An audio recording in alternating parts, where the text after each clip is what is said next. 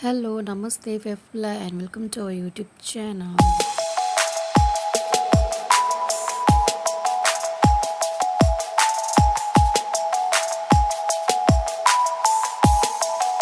र आज चाहिँ म सोयाबिन चिल्लीको रेसिपी सेयर गर्न गइरहेको छु तपाईहरुसँग। सो मेरो भिडियो लास्टसम्म हेरिदिनुहोस् होला। र मैले चाहिँ यहाँ अघि नै पानी बसाइसकेको थिएँ नुन हालेर र मेरो पानी तातो भएर रेडी भयो। अब चाहिँ म सोयाबिन हाल्दैछु त्यो तातो पानीमा र मजाले चलाउँदैछु। र म चाहिँ अब यसलाई छोपेर एकछिन 1 मिनेटसम्म उमाल्ने हो। सोयाबिन उम्लेर रेडी भइसक्यो र अब चाहिँ म यसलाई निकालेर यो चिसो पानीमा हाल्नेछु र एकछिन चिसो पानीमा हालेर यसलाई सेलाउनेछु।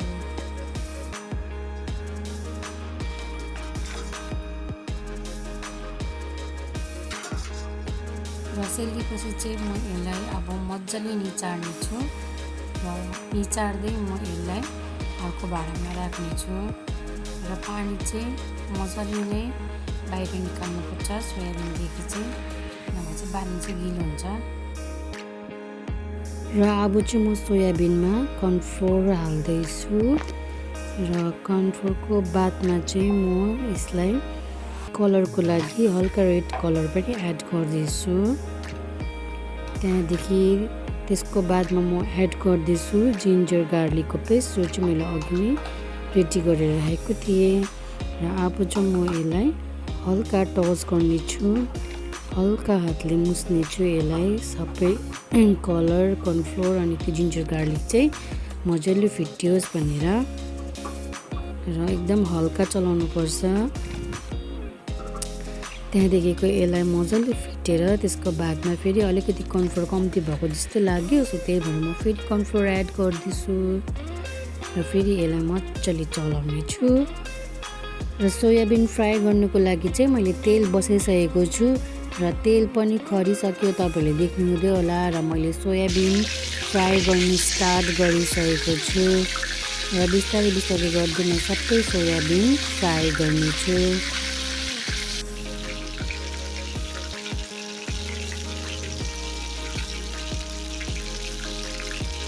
र सोयाबिनलाई चाहिँ तपाईहरुले गोल्डन ब्राउन भइन्जेल फ्राई गर्नुहोला र यसलाई जति डिप फ्राई गर्यो त्यति क्रिस्पी हुनेछ। र म पनि यसलाई मजाले ब्राउन भइन्जेलसम्म फ्राई गर्छु।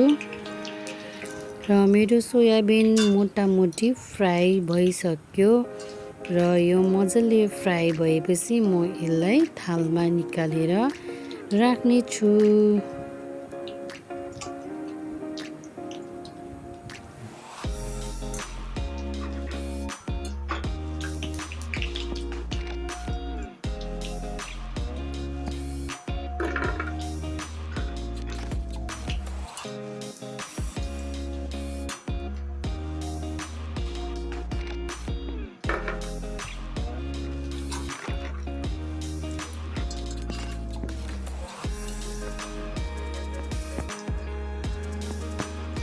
र देख्नुभयो होला सोयाबिन चाहिँ मैले सबै फ्राई गरिसकेँ।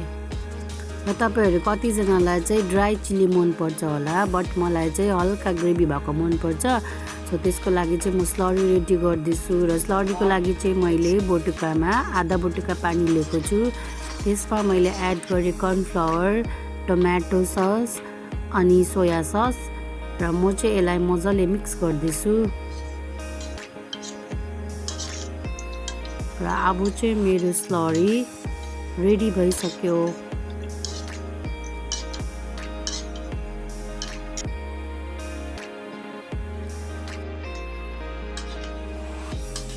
र मैले चाहिँ अघि सोयाबिन फ्राई गरेकै तेलमा चाहिँ चप गार्लिक एड गर्दैछु।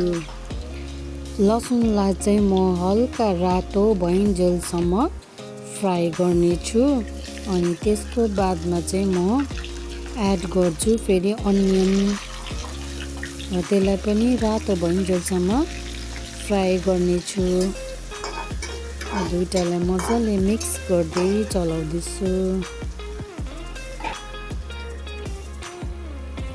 त्यसको बादमा चाहिँ मैले एड गर्दैछु अघि चप गरेर राखेको प्याज, क्याप्सिकम अनि त्यसलाई चाहिँ म मजाले मिक्स गर्दैछु। लसुन प्याज क्याप्सिकमलाई चाहिँ मजाले भुट्दैछु।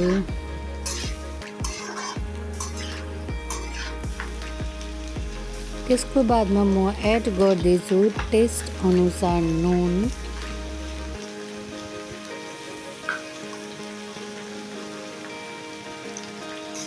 नुन हालेपछि चाहिँ फेरि मजाले चलाउने,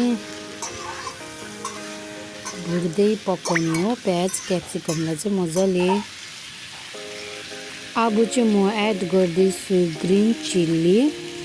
तपाईहरुले कतिको पिरो खान सक्नुहुन्छ त्यही अनुसार चाहिँ तपाईले खोर्सानी काटेर हाल्न सक्नुहुन्छ। त्यसको बादमा म फेरि यसलाई मिक्स गर्दैछु मजाले।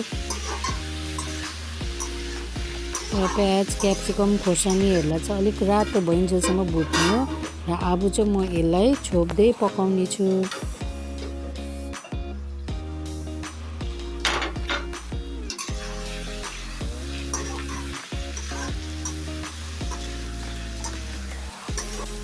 र अघि मैले रेडी गरेर राखेको स्लरीलाई चाहिँ म एड गर्न गइरहेको छु।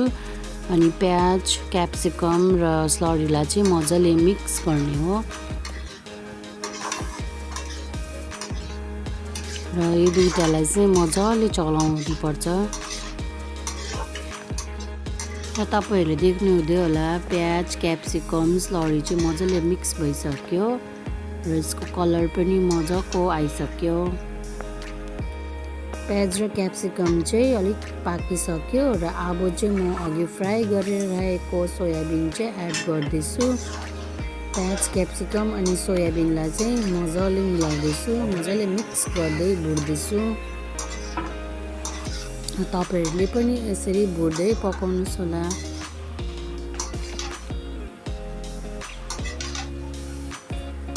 सोयाबिन चाहिँ मसलासँग चाहिँ मजाले भुटियोस्।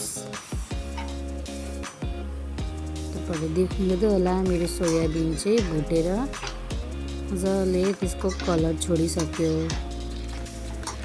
र हाम्रो सोयाबिन चिल्ली चाहिँ पाकेर रेडी भइसक्यो। र होप तपाईहरुलाई मेरो भिडियो मन पर्यो होला र मन पर्यो भने please like share and subscribe गर्नु नभुल्नु होला। र आजको भिडियो यति नै थियो। Bye bye.